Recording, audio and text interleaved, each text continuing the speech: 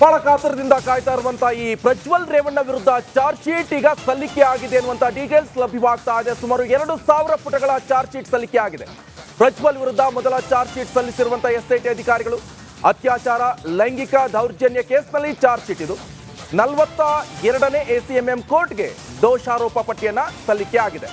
ಹೊಳೆನರಸೀಪುರ ಠಾಣೆಯಲ್ಲಿ ದಾಖಲಾಗಿರುವಂತಹ ಕೇಸ್ ಸಂಬಂಧ ಈ ಚಾರ್ಜ್ ಶೀಟ್ ಅನ್ನ ಈಗ ಪೊಲೀಸ್ನವರು ಸಲ್ಲಿಸಿದ್ದಾರೆ. 4 ಪ್ರಕರಣಗಳ ಪೈಕಿ ಮೊದಲ ಪ್ರಕರಣದಲ್ಲಿ ಚಾರ್ಜ್ ಶೀಟ್ ಈಗ ಸಲ್ಲಿಕೆ ಆಗಿದೆ. ನೋಡಿ, ಪ್ರಜ್ವಲ್ ರೇವಣ್ಣ ವಿಚಾರಕ್ಕೆ ಸಂಬಂಧಪಟ್ಟಂತೆ ದೊಡ್ಡ ಮಟ್ಟದಲ್ಲಿ ಸಂಚಲನವನ್ನೇ ಸೃಷ್ಟಿಸಿರುವಂತಹ ಕೇಸ್ ಇದು. ರಾಜ್ಯ ರಾಜಕಾರಣ ಜೊತೆಗೆ ಸಾಮಾಜಿಕದಲ್ಲೂ ಕೂಡ ಎಸ್ಐಟಿಯಿಂದ ಪ್ರಜ್ವಲ್ ವಿರುದ್ಧ ಮೊದಲ ಚಾರ್ಜ್ ಶೀಟ್ ಸಲ್ಲಿಕೆ ಆಗಿದೆ.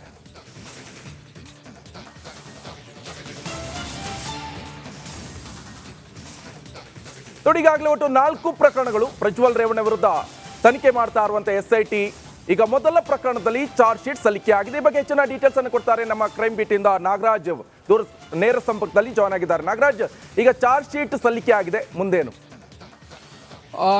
ನಿಕೇಶ್, ಏನು ಹೊಳೆನರಸೀಪುರ ಠಾಣೆಯಲ್ಲಿ ದಾಖಲಾಗಿದ್ದಂಥ ಪ್ರಕರಣಕ್ಕೆ ಸಂಬಂಧಿಸಿದಂತೆ ಮಾಜಿ ಸಂಸದ ಪ್ರಜ್ವಲ್ ರೇವಣ್ಣ ವಿರುದ್ಧ 2,000 ಪುಟಗಳ ಚಾರ್ಜ್ ಶೀಟನ್ನು SIT ಸಲ್ಲಿಸಿರ್ತಕ್ಕಂಥದ್ದು. ಈ ಒಂದು ಪ್ರಕರಣದಲ್ಲಿ ಏನು ಮೊದಲಿಗೆ ಲೈಂಗಿಕ ದೌರ್ಜನ್ಯ ಆರೋಪದಡಿ FIR ಅನ್ನು ದಾಖಲು ಮಾಡಲಾಗಿತ್ತು. ಇದರಲ್ಲಿ HD ರೇವಣ್ಣ ಕೂಡ ಆರೋಪಿಯಾಗಿದ್ದರು. ನಂತರದ ದಿನಗಳಲ್ಲಿ ಈ ಒಂದು ಪ್ರಕರಣದಲ್ಲಿ ಅತ್ಯಾಚಾರ ಆರೋಪದ ಅಡಿಯಲ್ಲಿ ಸೆಕ್ಷನ್ ಅನ್ನು ಸೇರಿಸಿ ಈ ಒಂದು ಪ್ರಕರಣಕ್ಕೆ ಸಂಬಂಧಿಸಿದಂತೆ ಏನು ಪ್ರಜ್ವಲ್ ರೇವಣ್ಣ ವಿರುದ್ಧ ಒಟ್ಟು 4 ಪ್ರಕರಣಗಳು, ಒಂದು ಹೊಳೆನರಸೀಪುರ ಟೌನ್ ಠಾಣೆ ಜೊತೆಗೆ CIDಯಲ್ಲಿ 3 ಪ್ರಕರಣಗಳು ದಾಖಲಾಗಿದ್ದು ಇವುಗಳ ತನಿಖೆಯನ್ನು ಮಾಡ್ತಾ ಇರತಕ್ಕಂಥ SIT ಇವತ್ತು ಮೊದಲ ಚಾರ್ಜ್ ಶೀಟನ್ನು ಸಲ್ಲಿಕೆ ಮಾಡಿರ್ತಕ್ಕಂಥದ್ದು. ಇನ್ನು 3 ಪ್ರಕರಣಗಳಲ್ಲಿ ಚಾರ್ಜ್ ಶೀಟ್ ಸಲ್ಲಿಸೋದು ಬಾಕಿ ಇದೆ. ಆದರೆ ಮೊದಲ ಪ್ರಕರಣಕ್ಕೆ ಸಂಬಂಧಿಸಿದಂತೆ ಸುಮಾರು 2,000 ಪುಟಗಳ ಚಾರ್ಜ್ ಶೀಟ್ ಸಲ್ಲಿಕೆಯನ್ನು ಮಾಡಿರ್ತಕ್ಕಂಥದ್ದು. ಇನ್ನು ಆರೋಪಿಗೆ ಚಾರ್ಜ್ ಶೀಟ್ ಸಿಕ್ಕ ಬಳಿಕ ಈ ಒಂದು ಪ್ರಕರಣಕ್ಕೆ ಸಂಬಂಧಿಸಿದಂತೆ ಈಗಾಗಲೇ ಏನು ಸೆಷನ್ಸ್ ಕೋರ್ಟ್ನಲ್ಲಿ ಇವರ ಜಾಮೀನು ಅರ್ಜಿಯನ್ನು ವಜಾ ಮಾಡಲಾಗಿದೆ. ಹೀಗಾಗಿ ಚಾರ್ಜ್ ಶೀಟನ್ನು ಇಟ್ಕೊಂಡು ಹೈಕೋರ್ಟ್ನಲ್ಲಿ ಪ್ರಜ್ವಲ್ ರೇವಣ್ಣ ಅವರು ಜಾಮೀನು ಕೋರಿ ಅರ್ಜಿ ಸಲ್ಲಿಸುವ ಸಾಧ್ಯತೆ ಇರತಕ್ಕಂಥದ್ದು. Nikesh, okay, thank you Nagaraj ನಿಮ್ಮೆಲ್ಲ ಮಾಹಿತಿಗೆ.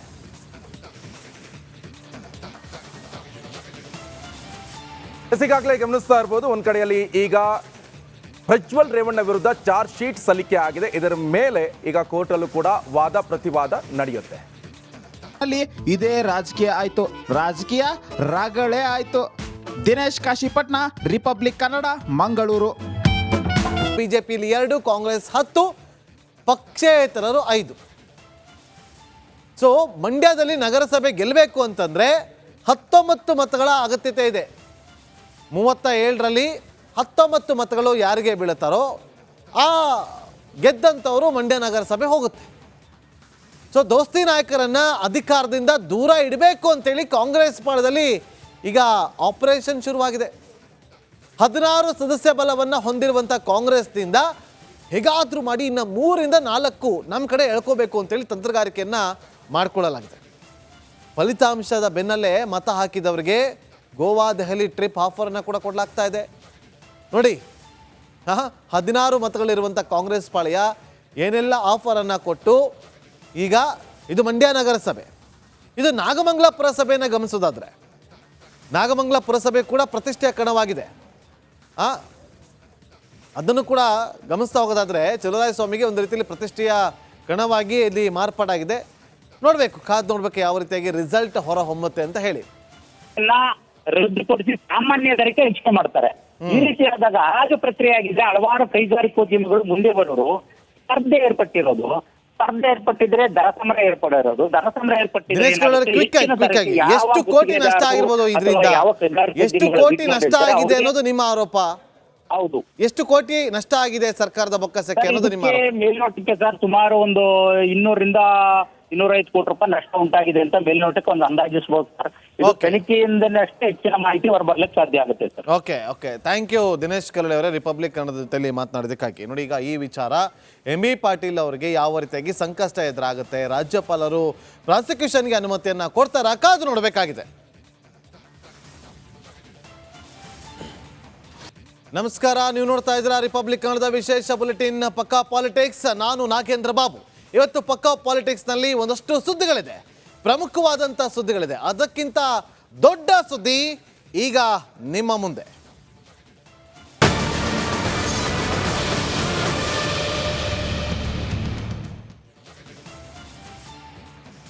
ಒಂದು ಕಡೆ ಮೂಡ ಹಗರಣ ಸಾಕಷ್ಟು ಚರ್ಚೆಗೆ ಕಾರಣವಾಗ್ತಾ ಇದೆ. ರಿಪಬ್ಲಿಕ್ ಕನ್ನಡದಲ್ಲಿ ನಿರಂತರವಾಗಿ ಈ ಒಂದು ವಿಚಾರವನ್ನ ಸುದ್ದಿ ಮಾಡ್ತಾ ಬರ್ತಾ ಇದೆ.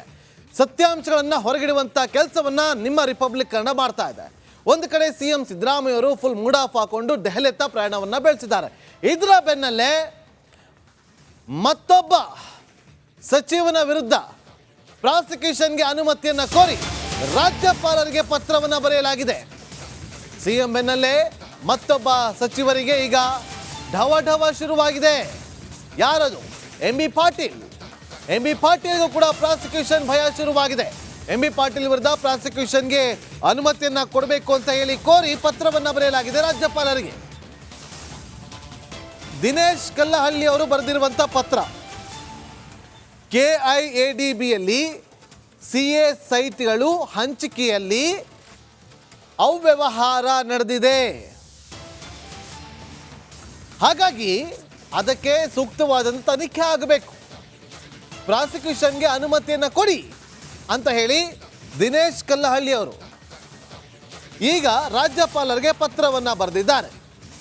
ಒಂದು ಕಡೆ ಪ್ರಾಸಿಕ್ಯೂಷನ್ ವಿಚಾರವಾಗಿ ಕೋರ್ಟ್ನಲ್ಲಿ ಸಿಎಂ ಸಿದ್ದರಾಮಯ್ಯ ಅವರ ವಿರುದ್ಧ ಏನು ಕೋರ್ಟ್ನಲ್ಲಿ ವಿಚಾರಗಳು ಚರ್ಚೆಗಳು ನಡೀತಾ ಇದೆ. ಇದರ ಬೆನ್ನಲ್ಲೇ ಮತ್ತೊಬ್ಬ ಸಚಿವನಿಗೂ ಕೂಡ ಈಗ ಢವ ಶುರುವಾಗಿದೆ. ಏನಿದು ಅಕ್ರಮ ಅನ್ನೋದು ಡಾಕ್ಯುಮೆಂಟ್ ಸಮೇತ ನಿಮಗೆ ನಾವು ತೋರಿಸ್ತಾ ಇದ್ದೀವಿ ನಮ್ಮ ಸ್ಕ್ರೀನ್ ಮೇಲೆ ನೋಡಿ. ಅವರು ದಿನೇಶ್ ಕಲ್ಲಹಳ್ಳಿ ಬರೆದಿರುವಂಥ ಪತ್ರ ರಿಪಬ್ಲಿಕ್ ಕನ್ನಡಕ್ಕೆ ಲಭ್ಯ ಆಗಿದೆ. ಸಾಮಾಜಿಕ ಕಾರ್ಯಕರ್ತ ದಿನೇಶ್ ಕಲ್ಲಹಳ್ಳಿ ಈ ಒಂದು ಪತ್ರವನ್ನು ಬರೆದಿದ್ದಾರೆ. ಸವಿಸ್ತಾರವಾಗಿ ಸುಮಾರು 8 ಪುಟಗಳ ಪತ್ರವನ್ನು ಬರೆದಿದ್ದಾರೆ ರಾಜ್ಯಪಾಲರಿಗೆ. ಆ 8 ಪುಟಗಳಲ್ಲಿ ಯಾವ ರೀತಿಯಾಗಿ ಅಕ್ರಮ ನಡೆದಿದೆ, ಅವ್ಯವಹಾರ ಹೇಗೆ ನಡೆದಿದೆ, ಅವ್ಯವಹಾರ ನಡೆಯೋದಕ್ಕೆ ಯಾವೆಲ್ಲ IAS ಅಧಿಕಾರಿಗಳು ಸಾಥ್ ಕೊಟ್ಟಿದ್ದಾರೆ, ಪ್ರತಿಯೊಂದನ್ನು ಕೂಡ ಇಲ್ಲಿ ಉಲ್ಲೇಖ ಮಾಡಿದ್ದಾರೆ. ಇಷ್ಟೇ, ಕೈಗಾರಿಕಾ ವಿಚಾರವಾಗಿ ಒಂದು ಜಾಗವನ್ನು ಕೊಡ್ತಾರಲ್ಲ, ಅದು ಅತಿ ಕಡಿಮೆ ಬೆಲೆಗೆ ಕೊಟ್ಟು ಸರ್ಕಾರದ ಬೊಕ್ಕಸಕ್ಕೆ ಕೋಟಿ ನಷ್ಟವನ್ನು ಉಂಟು ಮಾಡಿದ್ದಾರೆ. ಇದು ತನಿಖೆ ಆಗಬೇಕು ಅಂತೇಳಿ ಕೊಟ್ಟಿರುವಂತಹ ಪತ್ರ. ಮತ್ತಷ್ಟು ಮಾಹಿತಿಯನ್ನು ಕೊಡೋದಕ್ಕೆ ನಮ್ಮ ಪೊಲಿಟಿಕಲ್ ಬ್ಯೂರೋ ಹೆಡ್ ಆಗಿರುವಂಥ ವಿಜಯ್ ಹಾಗೆ ನಮ್ಮ ಕ್ರೈಮ್ ರಿಪೋರ್ಟರ್ ಆಗಿರುವಂಥ ನಾಗರಾಜ್ ಇಬ್ಬರು ಕೂಡ ಲೈವ್ನಲ್ಲಿ ಜಾಯ್ನ್ ಆಗಿದ್ದಾರೆ. ಮೊದಲಿಗೆ ವಿಜಯ್ ಬಳಿ ಹೋಗ್ತೀನಿ. ವಿಜಯ್, ಈಗ ಇನ್ನೊಂದು ಟೆನ್ಷನ್ ಶುರುವಾಗಿದೆ ಕಾಂಗ್ರೆಸ್ ಪಾಳ್ಯಕ್ಕೆ. ಇಲ್ಲಿ ಅಕ್ರಮ ಹೇಗೆ ನಡೆದಿದೆ ಅಂತೇಳಿ ವಿವರಿಸಲಾಗಿದೆ. 3 ಜನ IAS ಅಧಿಕಾರಿಗಳ ಹೆಸರನ್ನು ಕೂಡ ಉಲ್ಲೇಖ ಮಾಡಲಾಗಿದೆ. ಈಗ ಇದು ಯಾವ ರೀತಿಯಾಗಿ ಸಂಕಷ್ಟಕ್ಕೆ ದೂಡುತ್ತೆ ಕಾಂಗ್ರೆಸ್ ಪಾಳ್ಯವನ್ನ, ಜೊತೆಗೆ ಇದು ಯಾವ ರೀತಿಯಾಗಿ ಸಂಕಷ್ಟ ಎದುರಾಗುತ್ತೆ ಎಂ ಬಿ ಪಾಟೀಲ್ ಅವರಿಗೆ? ವಿಜಯ್,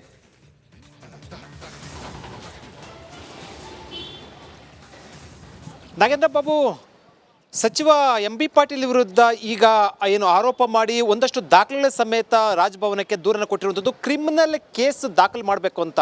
ಕೈಗಾರಿಕಾ ಅಭಿವೃದ್ಧಿ ಪ್ರದೇಶದಲ್ಲಿ ಇಲ್ಲಿ ಏನು ನಿರ್ಮಿತವಾಗಿರುವಂತಹ CA ಸೈಟ್ಗಳೇನಿರುತ್ತೆ, ಮೀಸಲಿಟ್ಟಿರುವಂಥ ಸೈಟ್ಗಳನ್ನ ಅದನ್ನು ಕಡಿಮೆ ಬೆಲೆಗೆ ಮಾರಾಟ ಮಾಡಲಾಗಿದೆ ಅನ್ನೋ ಜೊತೆಗೆ ಇದರಲ್ಲಿ ಸಾಕಷ್ಟು ಕೋಟ್ಯಾಂತರ ಅವ್ಯವಹಾರ ಆಗಿದೆ ಅಂತ ದಾಖಲೆ ಸಮೇತ ಹೇಳಿರುವಂಥದ್ದು. ಕ್ರಿಮಿನಲ್ ಕೇಸ್ ದಾಖಲು ಮಾಡಬೇಕು ಅಂತ ಹೇಳಿರುವಂಥದ್ದು. ಕ್ರಿಮಿನಲ್ ಕೇಸ್ ದಾಖಲು ಮಾಡಬೇಕಂದ್ರೆ ಪರ್ಮಿಷನ್ ಬೇಕಾಗುತ್ತೆ. ಈ ಹಿನ್ನೆಲೆಯಲ್ಲಿ ಈಗ ಅವರಿಗೆ ದೂರನ್ನು ಕೊಟ್ಟಿರುವಂಥದ್ದು. ಪ್ರಶ್ನೆ ಇದು ರಾಜಕೀಯವಾಗಿ ಒಂದಷ್ಟು ಟರ್ನ್ ಅನ್ನು ತೆಗೆದುಕೊಳ್ಳುವಂಥದ್ದು. ಈಗಾಗಲೇ ಕೂಡ BJP ಮತ್ತು JDS ವಿರುದ್ಧ ಕೂಡ ಒಂದಷ್ಟು ಪ್ರಾಸಿಕ್ಯೂಷನ್ ಸಂಬಂಧಪಟ್ಟಂತೆ ರಾಜ್ಯಪಾಲರ ಬಳಿ ಪೆಂಡಿಂಗ್ ಇರುವಂಥದ್ದು. ಪ್ರಾಸಿಕ್ಯೂಷನ್ ಕೊಡಬೇಕು ಅಂತ ಈಗ ಕಾಂಗ್ರೆಸ್ ಮತ್ತು ಮುಖ್ಯಮಂತ್ರಿ ಸಿದ್ದರಾಮಯ್ಯ ಸೇರಿದಂತೆ ಇಡೀ ಸಚಿವ ಸಂಪುಟ ಸಭೆ ಬಗ್ಗೆ ನಿರ್ಣಯನ ಕೈಗೊಂಡಿತ್ತು. ರಾಜ್ಯಪಾಲರ ಮೇಲೆ ಒತ್ತಡ ನಿರ್ಣಯ. ಈಗ ಸಚಿವರ ವಿರುದ್ಧ ಕೂಡ ದೂರನ ದಾಖಲಾಗಿರುವಂಥದ್ದು. ಇದು ಒಂದಷ್ಟು ಸಂಕಷ್ಟಕ್ಕೆ ಸಿಲುಕುವಂಥದ್ದು. ಅಂದರೆ ಇದರಲ್ಲಿ ಕೇಸಲ್ಲಿ ಸಂಬಂಧಪಟ್ಟಂತೆ ಎಷ್ಟು ಅದರ ದಾಖಲೆ ಇದೆ, ಅದರ ಪರವಾಗಿದೆಯೋ ಅಥವಾ ಇಲ್ವೋ ಅನ್ನೋಂಥದ್ದು ನಂತರ. ಆದರೆ ಕ್ರಿಮಿನಲ್ ಕೇಸ್ ದಾಖಲೆ ಮಾಡಬೇಕು ಅಂತ ಒಂದಷ್ಟು ದಾಖಲೆ ಕೊಟ್ಟಿರುವಂಥ ಹಿನ್ನೆಲೆಯಲ್ಲಿ ಈಗ ಅದಕ್ಕೂ ಕೂಡ ಪರ್ಮಿಷನ್ ಕೊಡ್ತಾರೆ ರಾಜ್ಯಪಾಲರು ಅನ್ನೋಂಥದ್ದು ಈಗ ಪ್ರತಿಪಕ್ಷಗಳು ಆರೋಪ ಮಾಡುವಂಥ ಸಾಧ್ಯತೆ ಇರುವುದು, ಪ್ರಶ್ನೆ ಮಾಡುವಂಥ ಸಾಧ್ಯತೆ ಇರುವುದು, ಸಾರ್ವಜನಿಕವಾಗಿ ಪ್ರಶ್ನೆ ಹೇಳುವಂಥ ಸಾಧ್ಯತೆ ಇರುವಂಥದ್ದು. ಈ ಹಿನ್ನೆಲೆಯಲ್ಲಿ ಸರ್ಕಾರ ಒಂದಷ್ಟು ಈಗ ಇಕ್ಕಟ್ಟಿಗೆ ಸಿಲುಕುವಂಥ ಸಾಧ್ಯತೆ ಇರುವಂಥದ್ದು. ನೋಡ್ಬೇಕು ಇದಕ್ಕೆ ಸಚಿವ ಎಂ ಬಿ ಪಾಟೀಲ್ ಏನು ಉತ್ತರ ಕೊಡ್ತಾರೆ ಅನ್ನೋದನ್ನ. ನಾಗೇಂದ್ರ ಬಾಬು, ವಿಜಯ್ ಹಾಗೆ ಸಂಪರ್ಕದಲ್ಲೇ ರೀ. ನೋಡಿ, ಪ್ರಮುಖವಾಗಿ ಇಲ್ಲಿ ಆರೋಪವನ್ನ ಮಾಡಿದ್ದಾರೆ ಸಾಮಾಜಿಕ ಕಾರ್ಯಕರ್ತ ದಿನೇಶ್ ಕಲ್ಲಹಳ್ಳಿ ಅವರು. ಸೊ ಇಲ್ಲಿ ಅವರು ತಿಳಿಸಿದ್ದಾರೆ ಇವರು ಯಾವ ರೀತಿಯಾಗಿ CA ಸೈಟನ್ನ ಹಂಚಿಕೆಯನ್ನ ಮಾಡಿದ್ದಾರೆ. ಟೆಂಡರನ್ನು ಕರೆಬೇಕಾಗಿತ್ತು, ಆನ್ಲೈನ್ ಮೂಲಕ ಟೆಂಡರನ್ನು ಕರೆದು ಹಂಚಿಕೆಯನ್ನ ಮಾಡಬೇಕಾಗಿತ್ತು. ಆದರೆ ಇಲ್ಲಿ ಆಫ್ಲೈನ್ ಅನ್ನ ಮಾಡಿ ಇಲ್ಲಿ ಅವರಿಗೆ ಬೇಕಾಗಿರುವಂಥವ್ರಿಗೆ ಸೈಟ್ಗಳನ್ನು ಅಲಾಟ್ ಮಾಡಿದ್ದಾರೆ ಅಂತ ಹೇಳಿ ಅವರು ಆರೋಪವನ್ನು ಮಾಡಿದ್ದಾರೆ. ಅಷ್ಟೇ ಅಲ್ಲದೆ ಈ ಅಲಾಟ್ ಮಾಡೋದಕ್ಕೆ, ಈ ರೀತಿಯಾಗಿ ಆಫ್ಲೈನಲ್ಲಿ ಅಲಾಟ್ ಮಾಡೋದಕ್ಕೆ 3 ಜನ IAS ಅಧಿಕಾರಿಗಳು ಕೂಡ ಸಾಥ್ ಕೊಟ್ಟಿದ್ದಾರೆ ಅಂತೇಳಿ ಅವರ ಹೆಸರು ಕೂಡ ಅಲ್ಲಿ ಪ್ರಸ್ತಾಪ ಮಾಡಿದ್ದಾರೆ. ಇದೆಲ್ಲವೂ ಕೂಡ ಈಗ ಆರೋಪವನ್ನ ಮಾಡಿರುವಂಥದ್ದು. ತನಿಖೆ ಆಗಬೇಕು, ತನಿಖೆ ಆದ ಬಳಿಕವಷ್ಟೇ ಇದು ಇಲ್ಲಿ ಯಾವ ರೀತಿಯಾದಂಥ ಅವ್ಯವಹಾರ ಆಗಿದೆ ಅನ್ನೋದು ಗೊತ್ತಾಗುತ್ತೆ. ನಾಗರಾಜ್, ಈಗ